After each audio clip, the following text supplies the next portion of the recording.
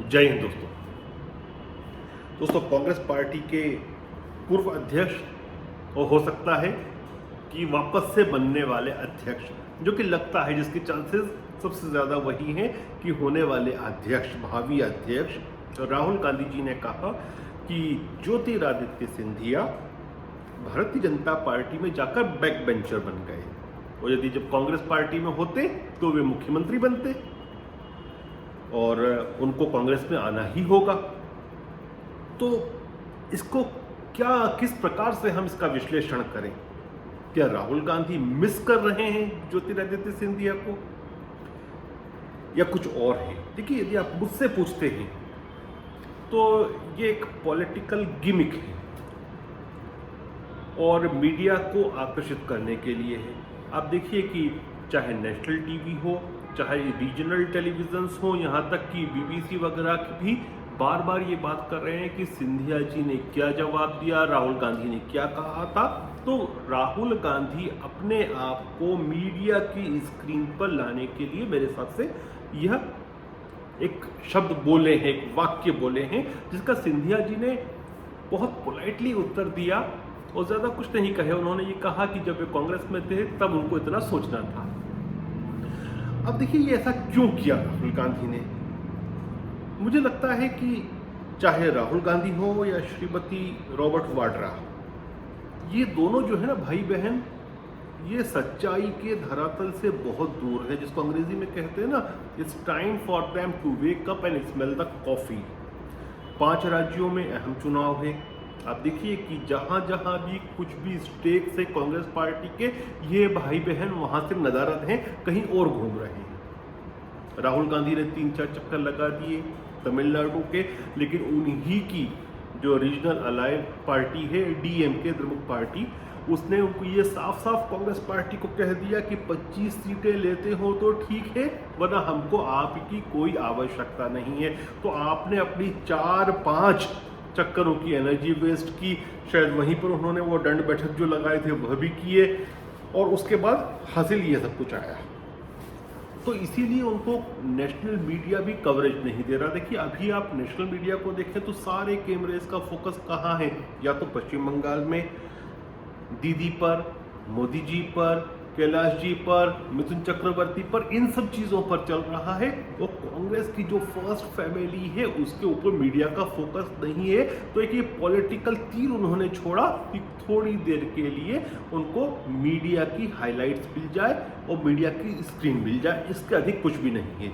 और जहाँ तक उनकी बातों में हम सच्चाई कितनी है इसको समझना हो तो आप ये देख लीजिए कि चलिए, आज सिंधिया जी तो भारतीय जनता पार्टी में हैं, लेकिन मध्य प्रदेश से लगा हुआ राज्य राजस्थान, वहाँ पर एक और युवा है जिनका नाम है सचिन पायलट। सचिन पायलट ने 5 साल संघर्ष किया, कांग्रेस को बतौर अध्यक्ष, प्रदेश अध्यक्ष रहते हुए वे सत्ता में लेकर आए, लेकिन हुआ क्या कि उनको मुख्यमंत्री की पोस्ट नहीं दी गई और अशोक गहलोत को दी। और फिर उनका जिस तरह से मन मुटाव कांग्रेस का हुआ, वो अपने साथियों को लेकर रूठ कर बैठ गए, वह सब हमने देखा। लेकिन क्या उनको कांग्रेस ने मुख्यमंत्री का पद दिया? नहीं दिया। उसी प्रकार से आप सिंधिया जी की भी स्थिति थी।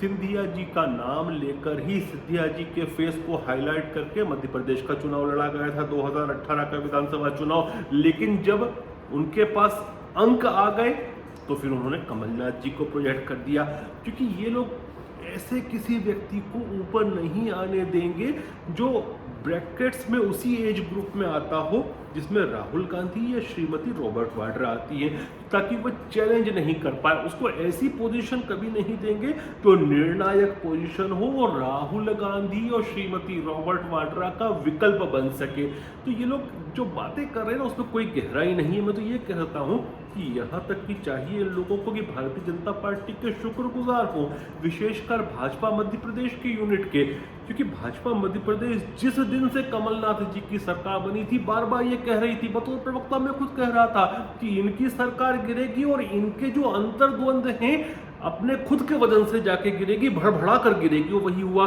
तो भारतीय जनता पार्टी तो इनको पूरे 15 महीने जितने समय कमलनाथ जी की सरकार थी वो ऑन करती रही कि आपकी सरकार गिरने वाली है, क्योंकि आपके अंतर्द्वंद की वजह से अपने खुद के वजन के चलते भड़बड़ा कर सरकार गिरेगी, और वैसा ही हुआ।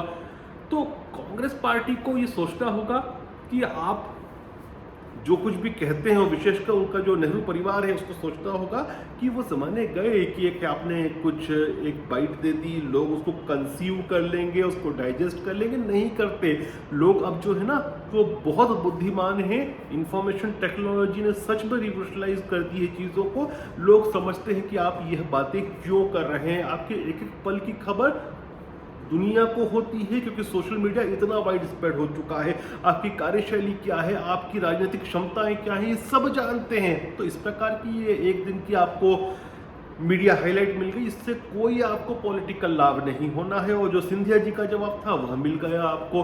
और आप ये सोचिए, आप जो कहते हैं राहुल गांधी जी कि सिंधिया जी को आना ही होगा, सिंधिया जी ने अपने पिताजी को भी देखा है, और जब उनका मुख्यमंत्री बनने का समय आया था तो सबसे ज्यादा कांटे बिछाए थे माननीय दिग्विजय सिंह जी ने और कमलनाथ जी ने।